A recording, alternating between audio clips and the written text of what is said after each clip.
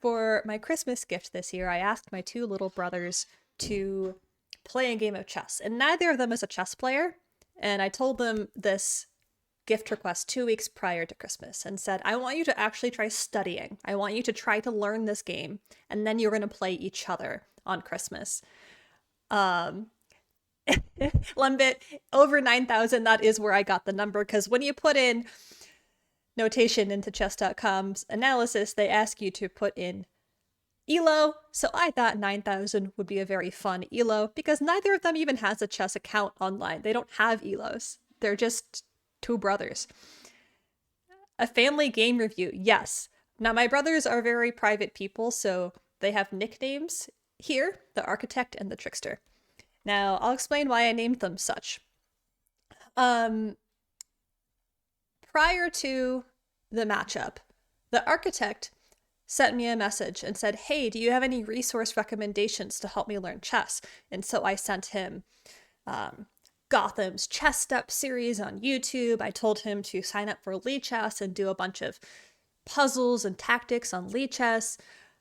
And then we played 3 learning games together where as we played, I kind of walked through just beginner-friendly ideas in chess, like opening principles, try to control the center, develop your pieces, always be, considering your king's safety. And after 3 beginner games, he had a pretty good understanding of the basics of chess. My other brother, aka the Trickster, radio silence. He's a very aloof dude. So I had no idea how he was preparing for this matchup, if at all he was preparing. I had no ideas. But he was trying to psych out the Architect 100%. So when the matchup happens, I am secretly rooting for the Architect because I helped coach him a little bit. And they're both very smart dudes. They're in their 20s, they're engineers, like insanely intelligent people. So chess should be right up their alley. And Lembit thought the Trickster won. Well, we're gonna see. We're gonna see what happens when you pair up 2 complete beginners in chess. Yeah, I nicknamed my brothers the Architect because he learned chess from me. He was coached by me for 3 games. So I'm a very positional, logical player. Lots of developing of pawn chains and pieces.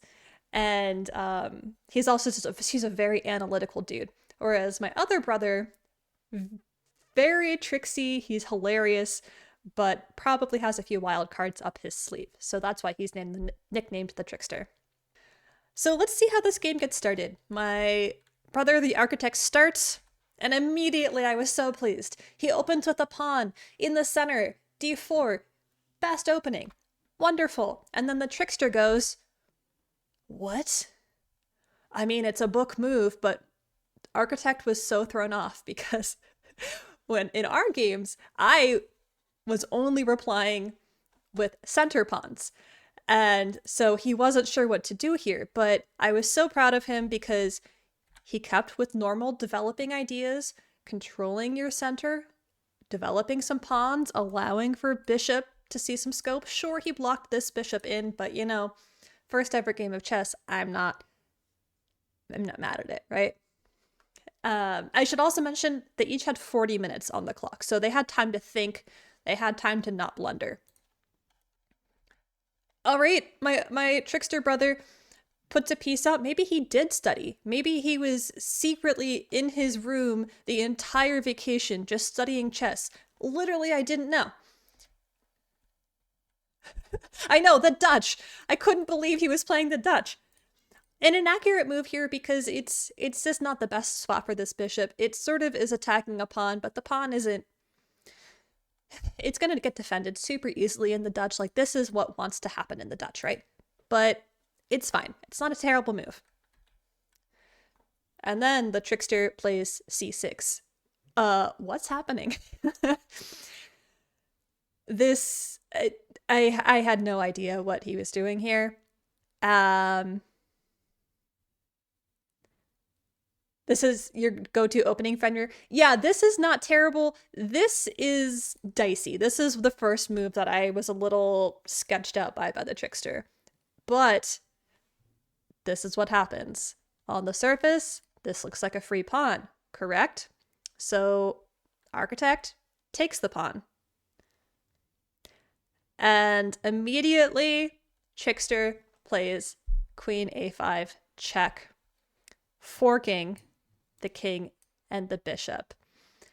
And everyone watching the game, the architect, me, my husband, we were all terrified because maybe Trickster had prepared insanely well and looked into tricks and traps and like the opposite of the type of chess that I prepared the architect for, right?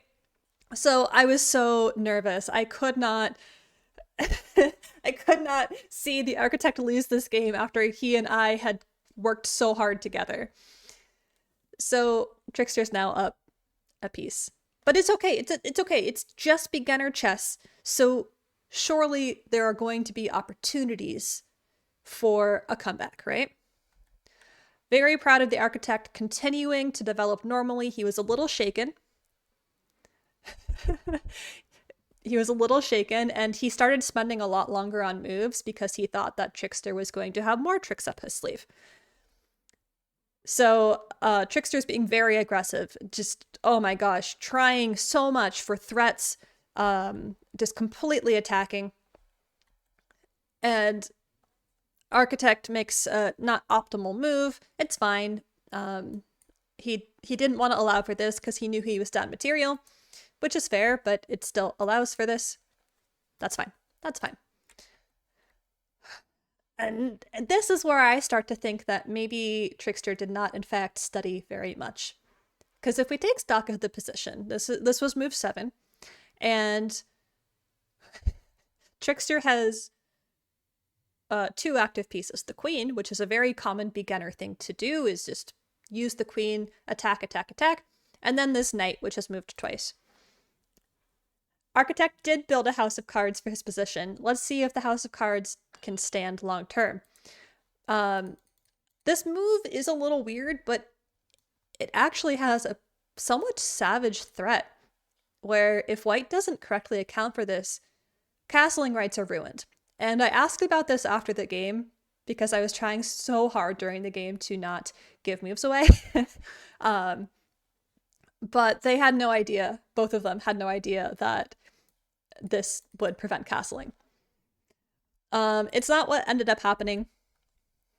Architect is developing his pieces, very solid chess, still huge advantage for black because of that missing bishop and a pretty potent knight queen combination. And just so aggressive. So aggressive, moving all the pawns, trying to really take away white's territory. And white castles into it. I was a little nervous about this move, but it's a solid move, and it does make f2 less vulnerable because now it has a rook protecting it from the 2-piece attack. And Fenrir, your points might be gone. We'll see. Trickster is continuing to have an advantage being so aggressive. Like, there's a rook lift happening for huge threats on the castled king, which I think are pretty potent if played correctly. This move is a problem. This move is a problem because it connects the rooks, sure, which is why I think the architect made this move, but allows for bishop a6. And bishop a6 causes a lot of pressure on major pieces. So I think at this point, my husband texted me, bishop a6 as a strong move, and I was like, yeah, that's a strong move. I don't think it's the end of the world because you could potentially block it with the knight, but it gets really dicey really quickly because, it could get kicked out here. So you're going to lose material with bishop a6. But the trickster doesn't spot it. Ethan, your faith is still in the architect. Mine too, because still, look at the position here. Sure, Trickster has a huge attack, but the rest of the army is still in the barracks. Nothing has been developed. The king is still in the center of the board, which, now that White's army is starting to mobilize, could be a pretty big problem. But once the rook moved, I was just like really, really hoping my brother would spot knight h4 for a fork. But the one thing my brothers both failed to do is tactics. There were so many missed tactics in this game. So many. So many missed tactics. I was just like, I had to stand up and like move around because I didn't want to give knight h4 away. And if the architect had done any Lichess tactics like I told him to, he would have spotted this. He would have spotted this. But he does not. It's not a terrible move. He is putting pressure on the knight here, which it can move to continue protecting the queen, but that's a really hard move to seed for beginners. And then the trickster has a brilliant move in his first ever game of chess. A brilliant move by ignoring the threat on the knight to line up a mating threat with rook, queen, g2 mate. So even though the knight is free on the surface, if you take it, that's the end of the game. See, he was so tricky. He was so tricky. Can you believe this is his first ever game of chess? Because yeah, you cannot take this knight unless you want to lose the game. Thankfully, the architect spots it. This isn't the best move here. Really hard to spot. Knight e1 would have been the better move to protect a g2, but I think this move was fine. And then, immediately, the eval bar has a heart attack. Because what happens with this move? Well, the brilliant sacrifice that was brilliant a moment ago has not been taken care of. So that knight is still free. It's still free, and black's mating threat is not on the table. So there is no upside for black here. Additionally, the bishop a6 idea, which has been on the table for many, many moves now, is gone. Where is this light squared bishop going to go? Nowhere. It has no squares now. Before b5, this would have been black's best piece, I think. So eval bar here, negative 3.7. Eval bar here, plus 3.4. 6-point material difference with one pawn move. And architect spends a long time here because he has been fooled by the trickster in this game before. But finally he realizes that knight is in fact free. It would have been more accurate to take with the knight, keep the queen on the board, but sure. So material-wise, now the architect is up that pawn at the beginning, and the position for white is so much better because every piece is developed, the rooks are connected, the king is castled. Fenrir, never mind, you might be saved. We'll see. There is a lot of beginner chess to be had here. So at this point, I was rooting so hard for the architect. I love my brothers equally. I do. But just because of the coaching, I was rooting for the architect in this game. And again, Trickster is pushing pawns. Because why not? And, you know, at least this pawn allows the light squared bishop some scope. Dark squared bishop we don't have to talk about yet. Knight we don't have to talk about yet. But that's fine. And architect, under my tutelage, I told him, bring your rooks to the center. If you're not sure what developing move to make, bring your rooks to the center. This was inaccurate because it would have been better to kick this rook out. Is that right? Yeah, knight h4. But that's a hard move to spot. Knights for beginners, I think, are really, really tricky. You're seeing rook g4, but rook g4 doesn't work. Let's follow it. Rook g4 doesn't work because this knight is protected. And follow up here, f3 kicks the rook, traps the rook, and protects the knight. So now you win a rook. But rook to the center, not a bad move. And Trickster attacks. So my brother again spends a lot of time here saying, okay, what's the catch? What's the catch? He slides the rook over. Best move. Rooks are centralized, lined up with the king if pawns start getting exchanged. And to take another quick note of the position, this is an extraordinarily closed position. I didn't talk with the architect about open versus closed positions because I thought that would just be overwhelming. But the fact that his bishop got traded off for one of the trickster's knights is another reason why this is more advantageous for white than it is for black, is these knights are going to have a lot more maneuverability than these bishops. Trickster brings the bishop back to attack. I think that bishop g4 would have been stronger because it is a slight pin situation that is only stoppable with a move like, what is this? Knight to d2 to add pressure, add defense to the knight. So he does go ahead and bring the knight back. A backwards knight move. Great job. Great job, white. And finally, Trickster starts to develop the rest of his army. I told the architect, when in doubt, when you have no ideas of what moves to make, push a pawn. And he did. He pushed a pawn.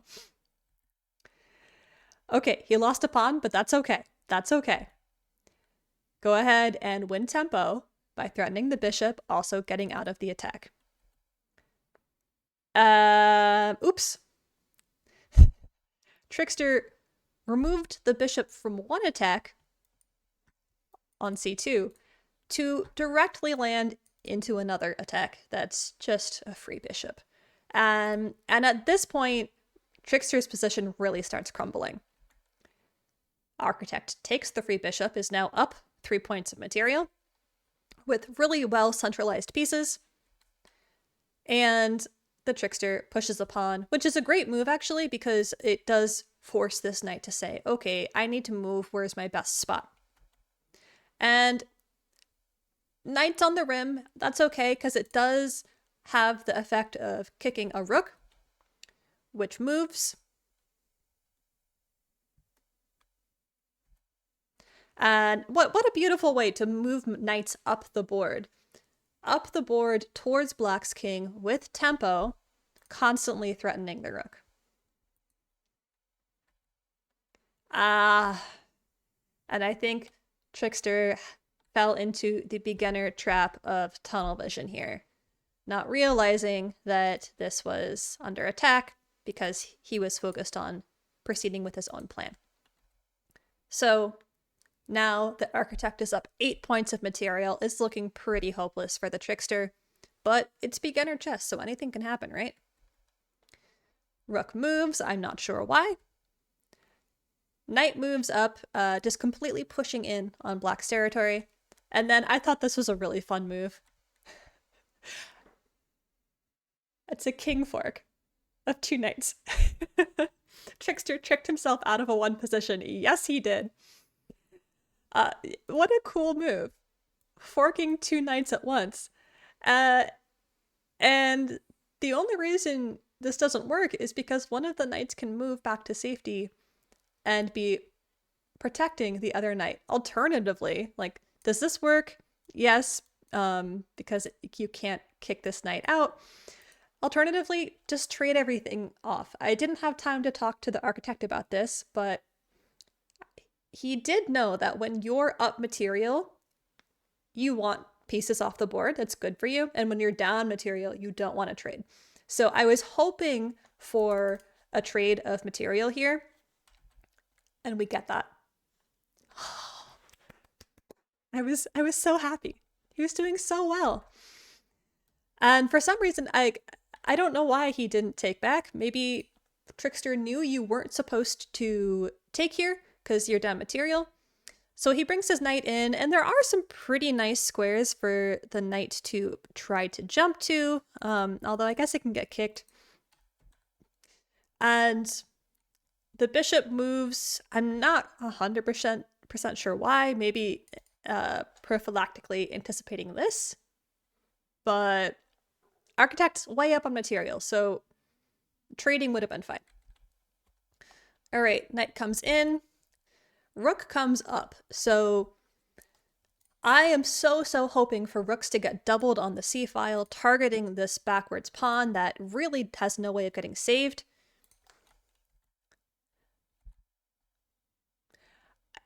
I almost think at this point the trickster was just trolling, but I don't know. Maybe he had a sneaky plan here. If this, I'm not sure. But tricks are for kids, yes. And Architect was still very shaken from that opening trap that he fell for, so he was spending a lot of time. His clock was an important piece in this game. I didn't get to record the exact times for moves, but he was starting to get a little low on the clock. So he was trying to think but move quickly. Okay, pushing pawns. That's a free pawn. Just a free pawn. Make them play bullet. All right, rook attacks. That's a one move threat. The bishop can move. It's fine. Actually, I like this move even better. Instead of moving the bishop where it can just get attacked again, blockading the bishop, it does not matter. It does not matter if this bishop's scope was reduced because white has all the space advantage. This bishop can move forward, and that's fine. Like, white has so many options here. I think the rook is moving to try to defend the pawn, and finally the rook's double on the c-file. There's no way to save this pawn. King moves, and then we get a rook trade. So we're on move 33. Black has no pieces left, but does have some pawns. And here's where I start getting nervous. How many of these pawns can move? We have one pawn that can move and two pawns that can move. I didn't talk to my brother about stalemate, so I was really worried. And I kind of mentioned, I was like, do you guys know what stalemate is? And they did. So at least they understood that if the king has no legal moves, the game ends, right? Ends in a draw. So at this point, Trickster is playing for that stalemate draw, but Architect is playing for a win. Knight c7 could have saved the rook trade. Yeah, that's true. Because the king moved, this knight and this knight can separate, and this move attacks the rook and wins for free. But because white is up so much material, a rook trade is actually pretty advantageous. This was best move. All right, so here we were. King's marching, and Architect is trying to clean up shop, just eating all the pawns. Here we go. Eat some pawns. Save the rook. All right. Only one pawn can move now. Thank goodness. Thank goodness there's a check, because checks mean there can't be stalemate, right? Okay, great. Just keep checking. Just keep checking. Just keep checking. That's all we need to do here. I'm going to move a little quicker because we are in for a long endgame. Architect cleaning up shop. King is on the move. Check. Phenomenal. Cleaning up shop, eating more pawns. Getting greedy, kid. You don't need to do that. Okay. King is on the move. Pawns are getting consumed. Pawns are getting consumed. And then a queen is getting made. Never mind that the Architect is already up 20 points of material. Making a queen is an easy way to make sure you know how to mate. Because Architect did not spend time studying endgames. Because he played me, and I was in the winning position in endgames. So the fact that this was his first time being in a winning position in an endgame, he wasn't quite sure how to deal with it. So good on him for making a queen, always, always, always being careful of stalemate. But the clock was so low. I think he had less than 2 minutes at this point, starting from 40. King moves, and it's mate in two. There are so many ways to just continue checking. Always check. If stalemate is a very real possibility, always just check. If you have 2 minutes on the clock, you have time to just check the king into a corner. Okay, this is so nerve-wracking because the king does not have that many legal moves to make. Oh my god, please, for the love of God, find a check somewhere.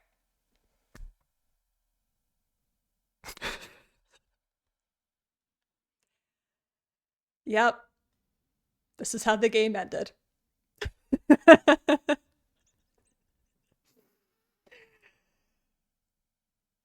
uh, and we were using my Chestnut Go app for this, and when the clock ended saying the game was over, Architect was like, wait, I had time still, I had time. And I had to say, no, you stalemated. OG Marathon, thank you for the follow. Um, so I love that this game ended in stalemate because it just is such an iconic beginner mistake to make. I mean, I still stalemate when I'm low in time in games, but the fact that he had about 2 minutes on the clock and just didn't have the end game technique to convert it was great. And the icing on the cake was my stepdad said he would give money to the winner of the game prior to it. And when it ended in a draw, my brothers were like, so who gets the money? Do we split it? And yeah, that's what ended up happening. Um, but it was so fun to watch my little brothers play chess. And after the game ended, I found out that Trickster had studied by watching some lesson videos on chess.com and playing some of the beginner bots on chess.com, which is a great strategy. Um, but I think that some of the opening principles um, that led to a very early nice trap for him meant that later on in the game he was struggling a little bit more. So I'm hopeful that this was helping them catch the chess bug, and maybe I'll have chess friends that I can play chess with around me.